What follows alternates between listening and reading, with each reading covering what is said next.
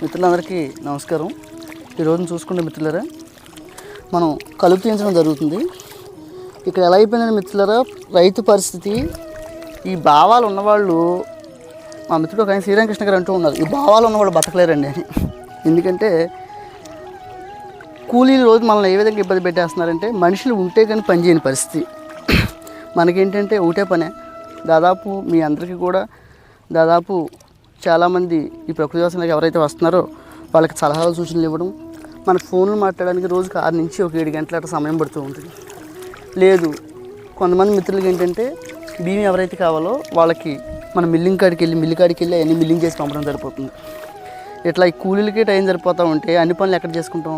ఇంతకుముందు మిత్రులారా, కాస్త రైతు అంటే కూలీలకి గౌరవం ఉండేది. రెండోది ఏంటంటే మనిషి ఉన్నా లేకపోయినా పని చేసేవాళ్ళు. ఈరోజు ఎలా అంటే చాలా బాధ.